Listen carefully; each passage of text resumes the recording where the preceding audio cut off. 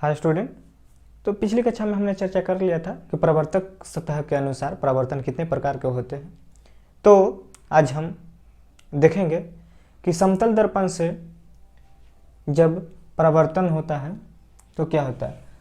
तो समतल दर्पण से प्रकाश का परावर्तन, जब प्रकाश की किरणें समतल दर्पण के परावर्तक सतह पर, किस दर्पण के, समतल दर्पण के परावर्तक सतह पर पड़ती है तो वह निश्चित नियम के अनुसार, मतलब कि सिंपल सा बात में कहा जाए कि जिस नियम का एक नियम है जिसका पूर्ण रूपेण पालन करते हुए परिवर्तित हो जाती है, उसे हम प्रकाश का परावर्तन नियम कहते हैं। तो आप इस चित्र में देख रहे होंगे, ये जो किरण आ रही है जिसको हम आपतित किरण कहेंगे, और यहाँ से टकरा कर जो लौट रही है उसको हम परावर्तित किरण कहेंगे, और इन दोनों के बीच में जो समतल दर्पण से जो लंब डाला गया है उसको हम अभिलंब कहेंगे, और जिस बिंदु पर आपतित किरण आकर मिलती है उसे आपतन बिंदु कहेंगे, और आपतित किरण और अभिलंब के बीच बने कोण को आपतन कोण कहते हैं, और परावर्तित किरण और अभिलंब के बीच बने कोण को परावर्तन कोण कहते हैं। तब अब हम चर्चा करते हैं आपतित किरण के बारे में। वह किरण जो दर्पण के सतह पर पड़ती है आपतित किरण कहलाती है। जैसे ये आपका सतह हो गया और यहाँ से ये इस पर टकरा रही है, तो इस किरण को ही हम आपतित किरण कहेंगे। अब आगे हम देखते हैं आपतन बिंदु। तो ये एक सतह है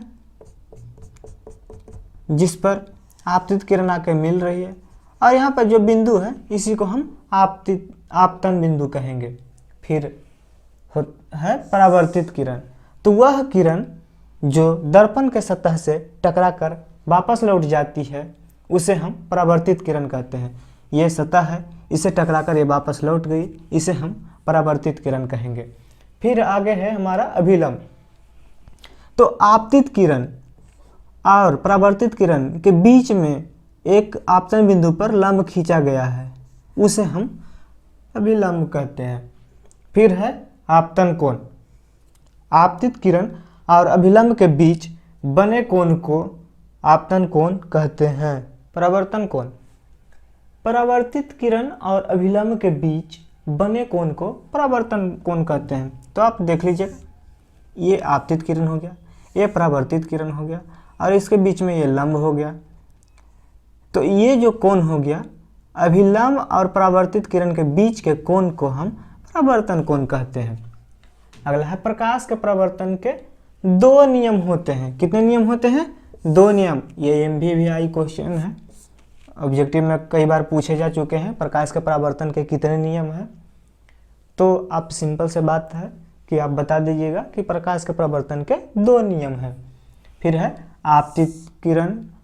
अब कहता है कि पहला नियम क्या है, तो आपतित किरण, परावर्तित किरण तथा आपतन बिंदु तीनों एक ही समतल में होते हैं। ये हो गया आपका दूसरा, आपतन कोण और परावर्तन कोण बराबर होता है, अर्थात I = R, क्योंकि हम आपतन कोण को I से सूचित करते हैं और परावर्तन कोण को R से सूचित करते हैं। फिर है प्रतिबिंब।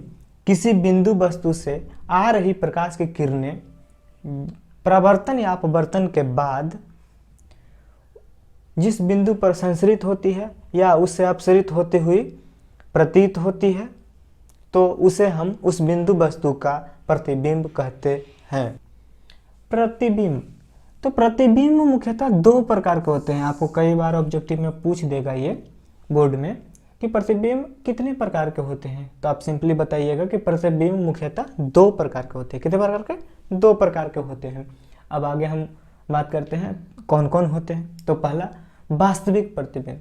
वास्तविक प्रतिबिंब फिर किसे कहते हैं?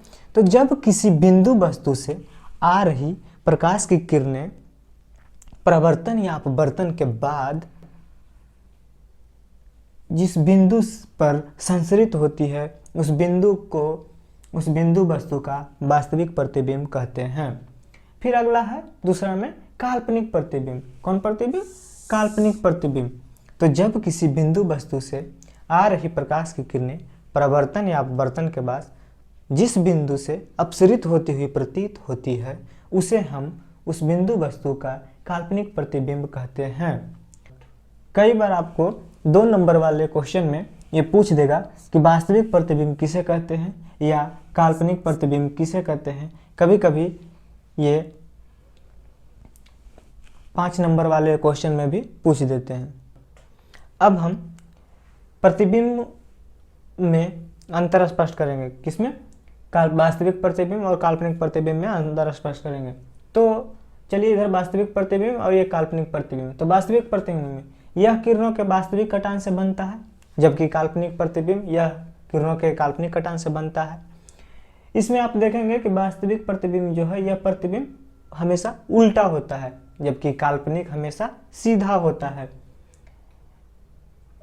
वास्तविक प्रतिबिंब को पर्दा पर उतारा जा सकता है, जबकि काल्पनिक प्रतिबिंब को नहीं उतारा जा सकता है।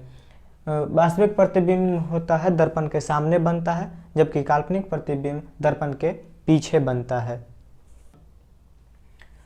समतल दर्पण द्वारा बने प्रतिबिंब की विशेषताएं क्या क्या होती हैं? तो पहला, यह प्रतिबिंब हमेशा काल्पनिक होता है, इसे पर्दा पर नहीं उतारा जा सकता है।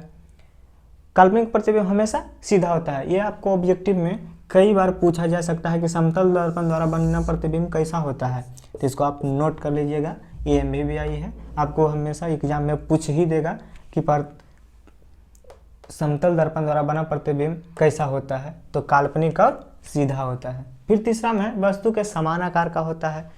अगर मान लिया जाए वस्तु इतना है तो इसका प्रतिबिंब भी इतना ही होना चाहिए। समतल द्वारा बना प्रतिबिंब हमेशा बराबर होता है। फिर आप आ जाइए चौथा पॉइंट में, प्रतिबिंब समतल दर्पण के सामने होता है। अगर आप दर्पण रखे हैं जिससे आप देखते होंगे घरों में, ऐनक जो होगा, तो उसके आप क्या होते हैं? सामने होता है, तो प्रतिबिंब आप के सीधे सामने होता है। फिर 5वां में, यह पार्श्व विपरिवर्तन दर्शाता है।